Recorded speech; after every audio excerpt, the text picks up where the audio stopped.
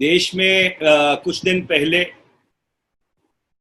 चीन और भारत के जर्नैलों के बीच बातचीत हुई। भारत की तरफ से एक लेफ्टिनेंट जनरल उस बातचीत में शामिल होने गए, चीन की तरफ से एक मेजर जनरल शामिल होने आए। मैं रैंक की डिफ्रेंसिएशन में नहीं पढ़ना चाहता, हर फौज की अपनी अपनी सीनियरिटी होती है, पर पहली बार शायद ऐसा हुआ है कि भारत और चीन के बीच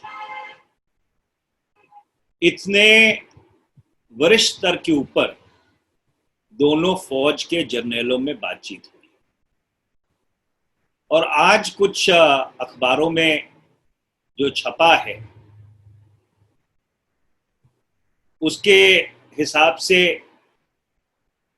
दोनों जर्नैलों ने 3 घंटे अलग अलग बात की और उसके बाद फिर जो उनके प्रतिनिधि मंडल थे वो बातचीत में शामिल हुए। इसके साथ साथ ये खबर भी आई कि शायद 1-2 जगह से कुछ डिसएंगेजमेंट हुई,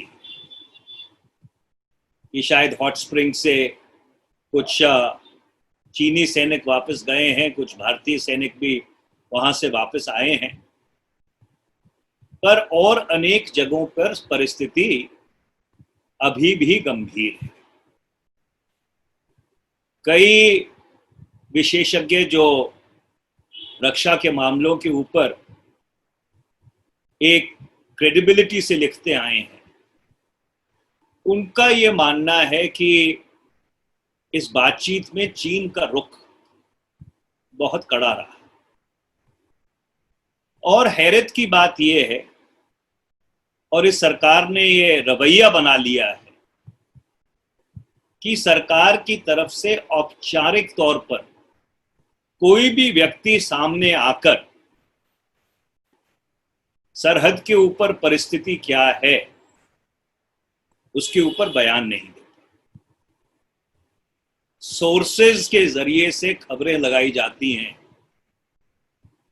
कि ऐसा हो रहा है, वैसा हो रहा है। जब देश की सुरक्षा का सवाल हो, देश की एकता और अखंडता का सवाल हो, देश की प्रभुसत्ता का सवाल हो, तो देश ये उम्मीद करता है कि भारत के प्रधानमंत्री, भारत के रक्षा मंत्री या भारत के रक्षा सचिव या कोई जिम्मेवार पद के ऊपर बैठा हुआ व्यक्ति औपचारिक तौर पर आके देश को बताए कि बातचीत का क्या तकाजा है। पर सरकार की तरफ से इस तरह की कोई भी कोशिश नहीं की जाती, मामले को ठंडे बस्ते में डालने की कोशिश की जाती।